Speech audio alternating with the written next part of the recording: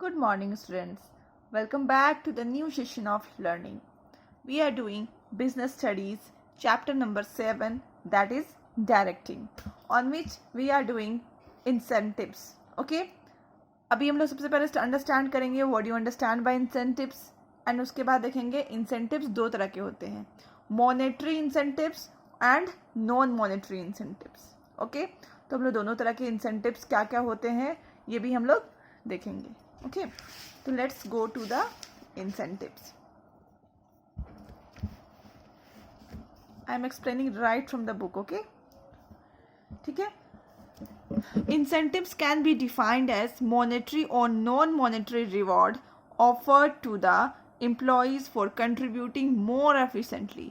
Incentives का मतलब क्या होता है कि अगर कोई एम्प्लॉई बहुत अच्छी तरह से अपना काम करता है या फिर बहुत एफिशिएंटली एक्ट करता है तो उसको मॉनेटरी या नॉन मॉनेटरी रिवॉर्ड जो हम लोग देते हैं उसको हम लोग क्या बोलते हैं, incentives.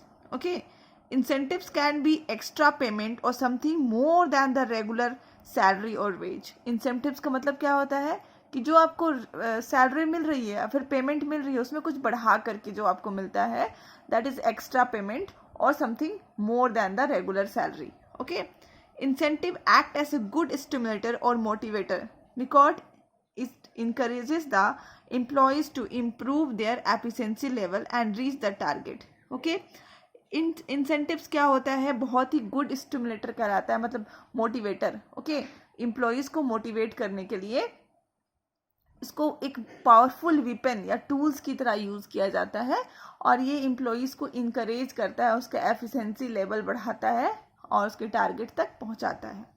Okay, it is of two type, दो तरह के होते हैं इंसेंटिव्स, मॉनेटरी और financial incentives and second is non monetary और नॉन फिनेंशियल इंसेंटिव्स. तो हम लोग पहला जो देखने वाले हैं मॉनेटरी इंसेंटिव्स देखने वाले हैं. जैसे कि आपको यहाँ पे नाम समझ में आ रहा है, मॉनेटरी मतलब ऐसा है, ऐसा रिवॉर्ड या फिर ऐसा इंसेंटिव्स जिसको हम मनी के टर्म्स में रिप्रेजेंट कर सकते हैं, उसी को हम लोग क्या बोलते हैं, मॉनेटरी इंसेंटिव्स.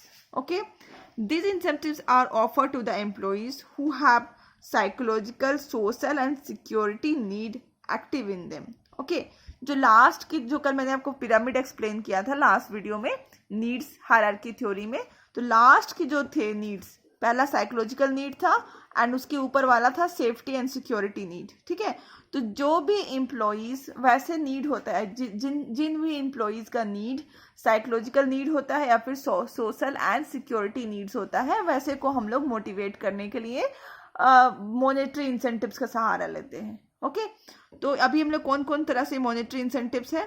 पहला है पे and allowances. Commonly you have heard this words पे एंड अलावेंसेस. ओके, आपने बार बार सुना है पे एंड अलावेंसेस. ठीक है, अगर regular increment in the salary every year and grant of insurance allowances act as a good motivator. देखिए, एम्प्लॉयज़ को मोटिवेट करने के लिए हर एक साल उनके सैलरी में थोड़ा थोड़ा क्या होता है, इंक्रीमेंट होता है, बढ़ोतरी होता है. ठीक है, और उनको कुछ कुछ अलावेंसेस मिलता है, तो ताकि वो लोग मोटिवेटेड रहें ऑर्गेनाइजेशन के और अपना हार्ड वर्क ऑर्गेनाइजेशन को दे. ठीक है, to get increment and allowances employees perform to their best ability. Okay, employees क्या करते हैं, बेस्ट परफॉर्म करने की कोशिश करते हैं ताकि उनको इंसेंटिव्स एंड अलावेंसेस मिल सके. Next is profit sharing. Profit sharing में क्या होता है कि रेगुलर इंक्रीमेंट नहीं दे करके, अगर जैसे एम्प्लॉयज़ को बोला जाता है कि अगर हमारा प्रॉफिट 50% के ऊपर जाता है, सपोज 60% जाता है, तो जो 10% एक्स्ट्रा गया है वो मैं आप लोग के साथ शेयर करूँगा. ओके, तो यहाँ पे क्या होता है, अगर एम्प्लॉई वर्क हार्ड करते हैं और उनका प्रॉफिट परसेंट 50 से ऊपर चला जाता है, 50 से जितना भी ऊपर चला जाए, मान लो 60 चला जाए, 70 चला जाए, 30 चला जाए, 80 चला जाए, 90 चला जाए. ओके, तो जो 50 तक है वो तो एम्प्लॉई का हो जाता है. ओके, एम्प्लॉई जो रहता है उसका हो गया, ऑर्गेनाइजेशन का हो गया 50% प्रॉफिट. बट उससे ऊपर जितना भी एक्सीड होते हैं वो एम्प्लॉयज़ क्या बोलते हैं कि मैं आप लोग के साथ उसको शेयर करूँगा. ओके, तो ताकि जो वर्कर्स है वो अपना 100% दे और वो और इनकरेज हो जाए हार्ड वर्क करने के लिए। Okay, third is co partnership या फिर स्टॉक ऑप्शन। इसमें क्या होता है, sharing the profit does not give ownership right to the employees. Many companies offer share in management or participation in management along with share in profit to its employees as an incentives to get efficient working from the employees. Okay, the co-partnership is offered by issue of share or exceeding a fixed target. ठीक है, co-partnership का मतलब होता है कि एक तो आपका अगर आप किसी से प्रॉफिट शेयर करते हैं अपने एम्प्लॉयज से, ठीक है, तो इसका मतलब ये नहीं होता है कि आप उसको ऑनरशिप राइट दे रहे हैं, बट यहाँ पे क्या होता है को पार्टनरशिप में मतलब आप उसको कुछ परसेंटेज का ऑनरशिप राइट भी दे रहे हैं। ठीक है, विद द सेम टाइम और आफ्टर शेयरिंग ऑफ प्रॉफिट, आप प्रॉफिट तो शेयर कर ही रहे हैं उसके साथ, और उसके साथ ही साथ आप क्या कर रहे हैं, उसको अपने यहाँ पे कुछ ऑनरशिप राइट दे रहे हैं बाय इश्यू ऑफ शेयर्स। ठीक है, कुछ भी करके ऐसा कर सकते हैं आप। Okay, then bonus. ठीक है, bonus is one time extra reward offer to the employees for sharing highest performance. Generally when the employee reach their target और exceed the target then they are paid extra amount called bonus. Bonus क्या है, एक time payment है, ऐसा नहीं है कि आपको बार बार बोनस मिलता है। ठीक है, आपको अगर बताया गया है कि अगर हमारा टारगेट जो 2 महीने का है आप 1 महीने में रीच कर लोगे तो आपको क्या मिलेगा, बोनस मिलेगा। तो इम्प्लॉइज वर्कर्स क्या करें, हार्ड वर्क करें और उनका जो टारगेट था वो 2 महीने के बदले 1 महीने में उसको रीच कर लिया। ठीक है, तो उसके परफॉर्मेंस को एप्रिसिएट करने के लिए यहाँ पे क्या रिवॉर्ड दिया जाता है, bonus. Okay, bonus is also given in the form of free trip to foreign countries, paid vacations और गोल्ड एक्सेट्रा। देखिए, बोनस का मतलब ये नहीं कि आपको बस पैसा दिया जाए, यहाँ पे ये है कि आपको हो सकता है फॉरेन ट्रिप दे दिया जाए या फिर वेकेशंस के लिए दिया जाए या फिर आपको गोल्ड दिया जाए। ठीक है, some companies have the scheme of offering bonus during the festival time. हाँ, ये बैंक्स में भी होता है, आपको पता होगा कि बोनस हमेशा फेस्टिवल में ही दिया जाता है थोड़ा सा बढ़ा करके, क्योंकि आप अपना जितने भी डिजायर्स ज़रूरत के सामान है वो खरीद सकें। Next is commission. कमीशन तो आपको पता है क्या होता है, ये नॉर्मली सेल्स डिपार्टमेंट में दिया जाता है।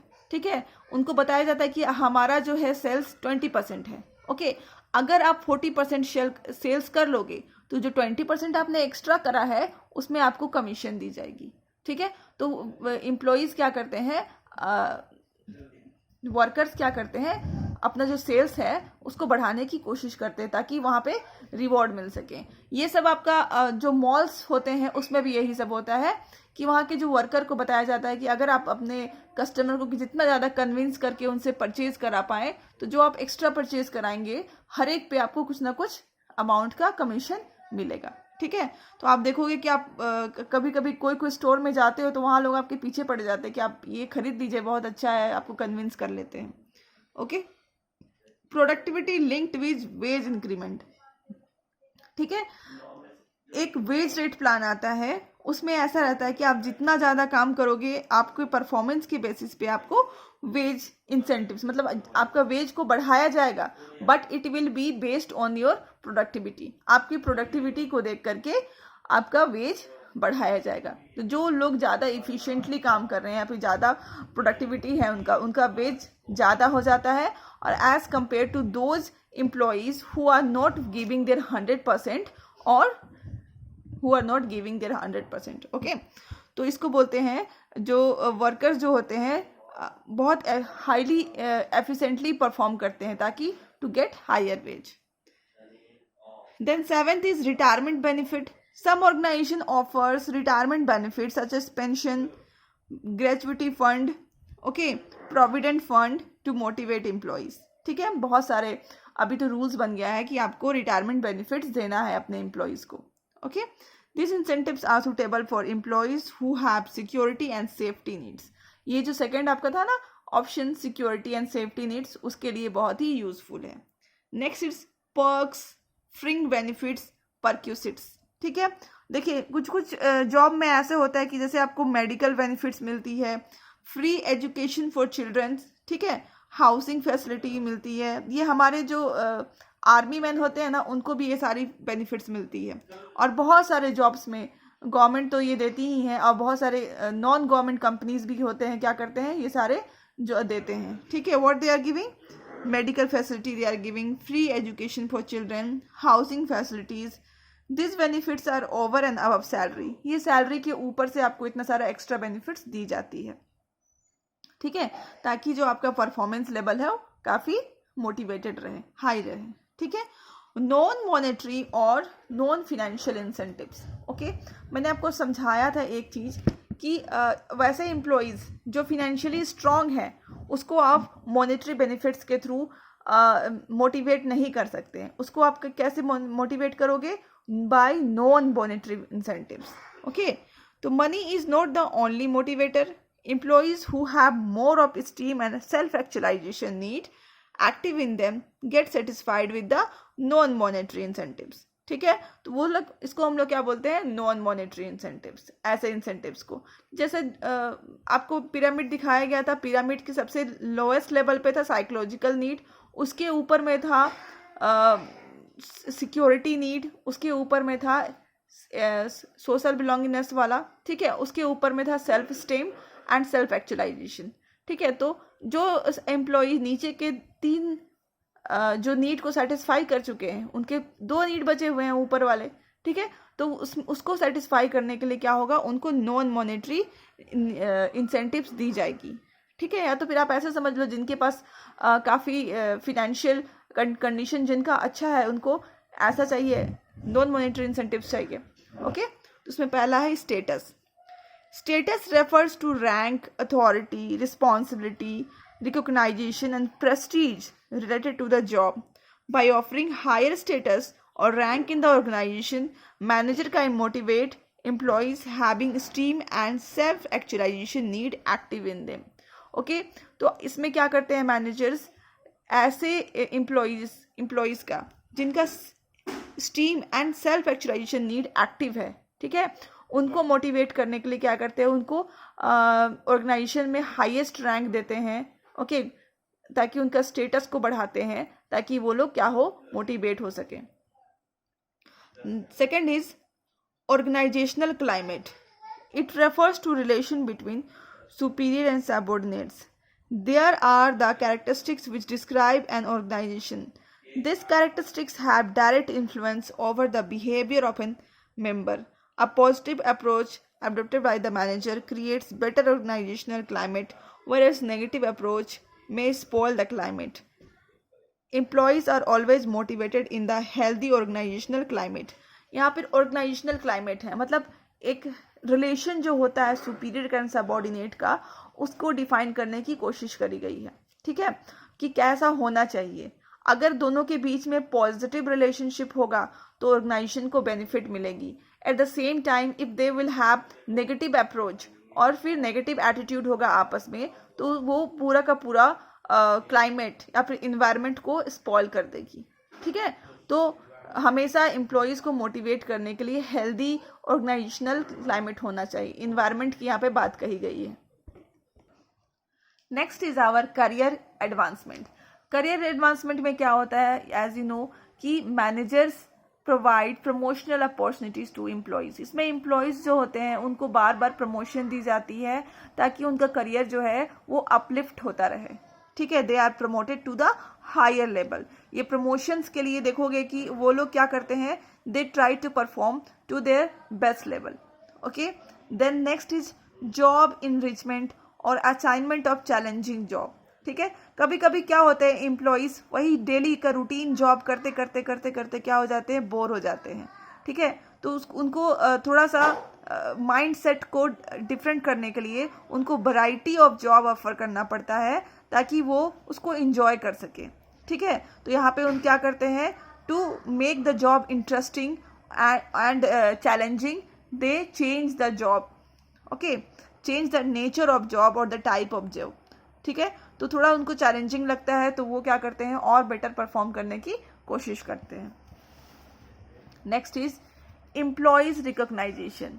ठीक है, रिकॉग्नाइजेशन का मतलब होता है कि रिस्पेक्ट इन अ ऑर्गेनाइजेशन।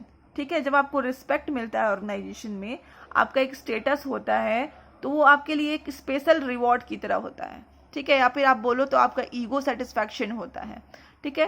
तो this ego satisfaction is a very good motivator, okay. Whenever the efforts or the good positive attitude are shown by the subordinate, then it must be recognized by the superior in the public or in the presence of other employees, ठीक है। जैसे example है ये कि जैसे आप भी अगर हार्ड वर्क करते हो, ठीक है, या फिर कुछ लर्न करके आते हो क्लास में और आपको टीचर अगर इग्नोर कर दे, ठीक है, आपको वेरी गुड ना बोले, तो आपको बहुत ही लगता है कि हमने तो इतना पढ़ा, इतना अच्छा आंसर भी किया, बट हमारे जो टीचर हैं हमें कुछ भी पॉजिटिव रिस्पॉन्स नहीं दिया।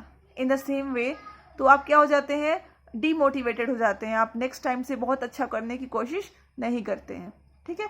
At the same time employees भी यहाँ पे क्या है कि अगर मैनेजर को देखना चाहिए, अगर उनका सबऑर्डिनेट्स बहुत अच्छा काम कर रहा है तो उनके सारे एम्प्लॉयज़ के सामने उसका तारीफ़ करना चाहिए, ताकि वो उसका जो ईगो सेटिस्फैक्शन वाला जो ये है कंसेप्ट है वो सेटिस्फाई हो, वो पॉजिटिव एटीट्यूड उसके अंदर आए और वो और ज़्यादा बूस्टअप होकर के वर्क करने की कोशिश करें, ठीक है। जॉब सिक्योरिटी मतलब पता है आपको, मतलब एक ऑर्गेनाइजेशन के साथ एम्प्लॉयज़ का बॉन्डिंग बन जाना लाइफ टाइम के लिए, ठीक है।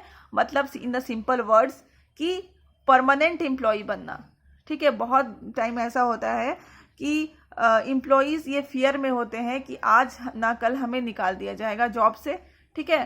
तो हमें उनको मतलब वर्क हार्ड करने में नहीं, उनका आधा दिमाग तो वो टेंशन में ही रहता है कि हमें कहीं हमारे से गलती ना हो जाए और हमें इस जॉब से निकाल ना दिया जाए, ठीक है। जैसे आपको गवर्नमेंट जो होती है, गवर्नमेंट एम्प्लॉयज़ जो होते हैं, ठीक है, वो इतना एफिशिएंटली इसलिए वर्क नहीं करते हैं क्योंकि उनको कभी ये डर रहता ही नहीं है कि हमें जॉब से निकाल दिया जाएगा, ठीक है। Job security must be given with some terms and conditions, ठीक है। तो कुछ टर्म्स एंड कंडीशंस के साथ ही जॉब सिक्योरिटी देनी चाहिए, नहीं तो एम्प्लॉयज़ क्या हो जाते हैं, वो अपना एफिशिएंसी लूज कर लेते हैं, ठीक है।